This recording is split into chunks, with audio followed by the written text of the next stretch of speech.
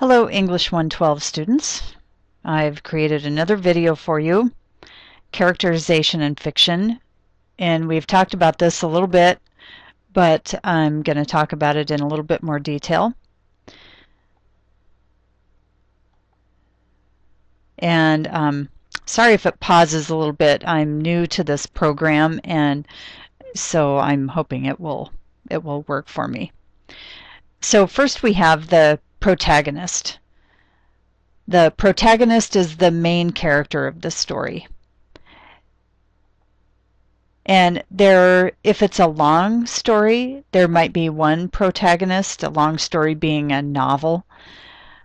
But usually there's one main one, although I'm reading a book right now by Jonathan Franzen called Freedom, and I haven't heard from who I thought was the protagonist in several chapters, and so it's really interesting what that author does. The protagonist may or may not be the narrator,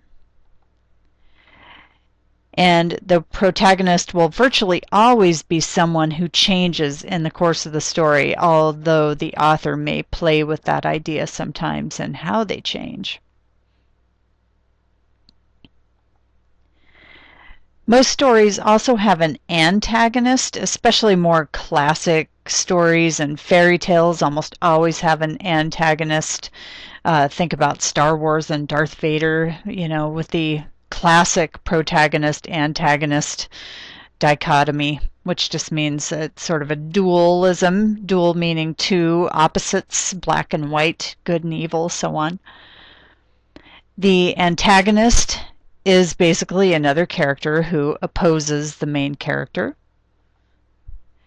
Neither the protagonist nor the antagonist are necessarily human, especially the antagonist. And I give the example, The Open Boat, which is a story by Stephen Crane, a short story written in the early 1900s, late 1800s, at the height of a literary movement called naturalism.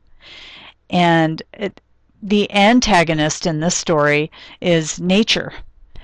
And the antagonist is such a powerful character. It doesn't have any dialogue, right? But it's such a powerful character that none of the other characters in this story, except for one person, who's actually one of the minor characters, has a name. None of them have a name.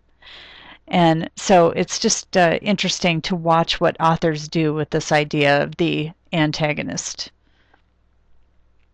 The antagonist may also be a fully developed and even a sympathetic character, depending on the story. So it isn't just evil for evil's sake. And you notice how in the Star Wars movies, over the course of I guess 6 movies that were made altogether, that you come to understand a great deal more about the antagonist, Darth, than was put forth in Part 4, which was actually the very first movie.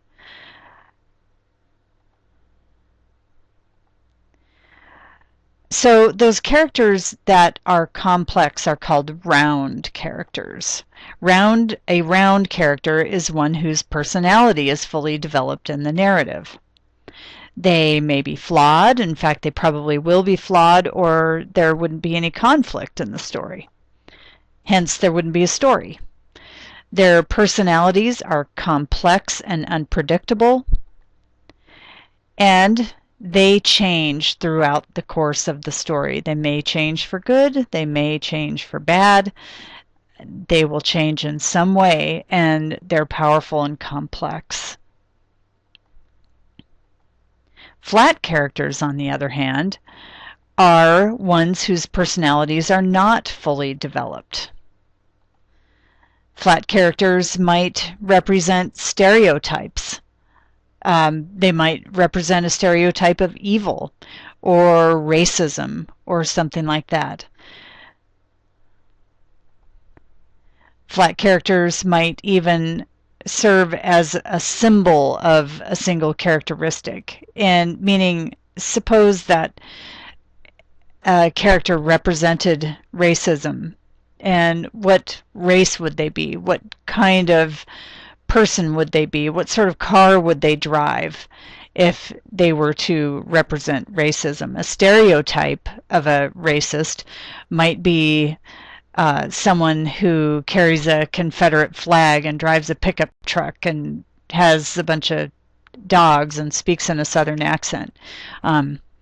Is that really all a racist is? No, but that person might serve as a symbol in a story about racism.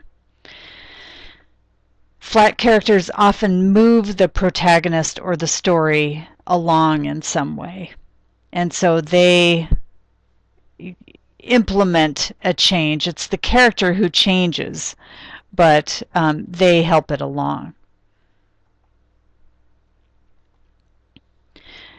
I wanted to go back over narration and point of view really quickly.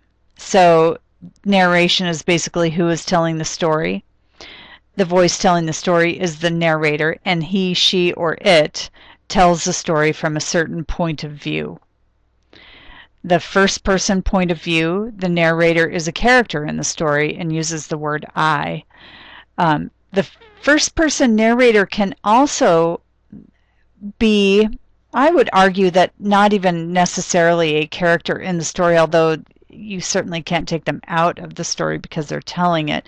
But if you think of A Christmas Story and Ralphie, he is telling the story as an adult about what happened, and so he is a character in the story, but not at the same time, because it's not Ralphie's kid voice, it's his adult voice.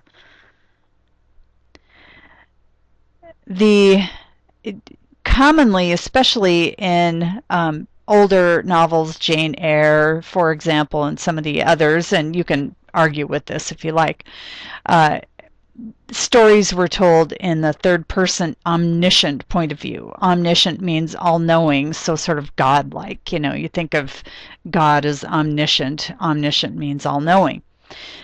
So the narrator in this sense is godlike and tells the story using the words he, she, they, and so on, and so they are not the I in the first person narration. And this kind of narration can move between the characters very easily, describing everyone's thoughts and feelings, which is what makes them omniscient. They can get into anybody's head at any time. Third person limited, the narrator tells the story using the words he, she, they, and so on, but tells the story through a single character's thoughts and feelings.